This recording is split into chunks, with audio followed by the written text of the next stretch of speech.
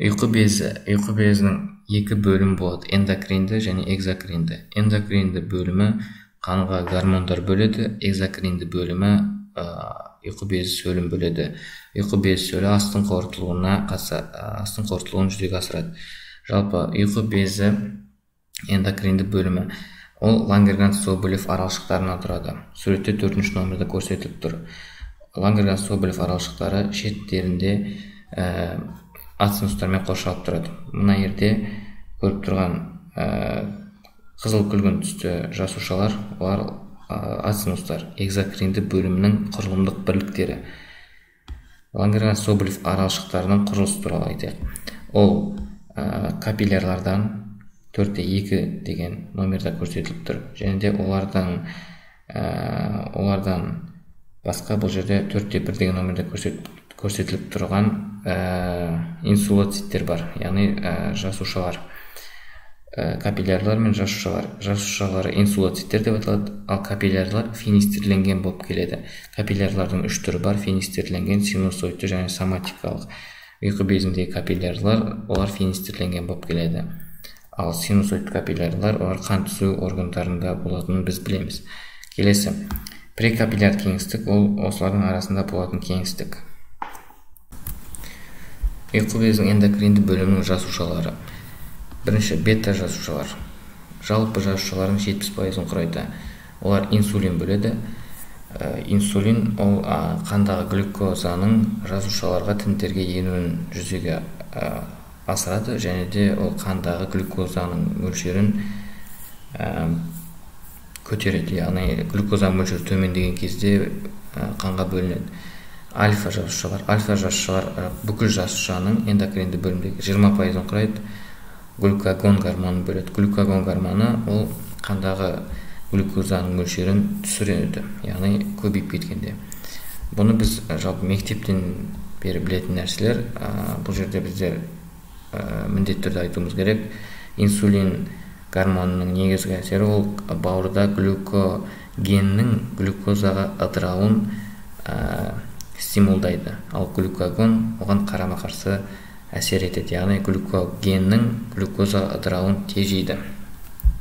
Келесі, дельта жасушалар. Дельта жасушалар соматостатин гормонын бөледі. Соматостатин гормоны ұйқы безіндегі,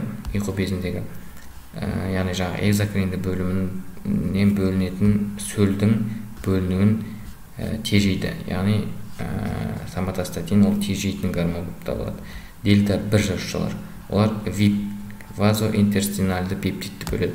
ВИП соматостатинге қарама-қарсы әсер етеді. Яғни ұйқы без сөлінің бөлінуін ынталандырады. ПП гормон. ПП жасушалар ПП гормон бөледі. Яғни ұйқы бездің полипептиді. Бұл гормон вазоинтерстинальды пептидке ұқсайды. Ол да ұйқы без сөлінің бөлінуін және де асқазан сөлінің бөлінуін ынталандырады. Ұйқы безінің экзокринді бөлімі. Ұйқы безінің экзокринді бөлімін құрылысы өте оңай, сондықтан да ұйқы безінің сөлі 12 ершекке қалай шығатыны туралы айтып берейін. Ұйқы безінің ацинустарында синтезделген ұйқы безінің сөлі ең бірінші ендірме түтікке түседі. Ендірме түтіктің қабырғасында бикарбонаттар синтезделеді. Бикарбонаттар, яғни H2O3 иондар, олар 12 ершектегі H хлорды нейтрализациялайды. Сөйтіп 12 ершекте трипсин, химотрипсин, липаза деген сияқты ферменттердің жұмысы үшін өте маңызды, қолайлы pH-тың деңгейі қалыптасады. Яғни бұл өте маңызды бөлім, өйткені бикарбонаттар синтездейді.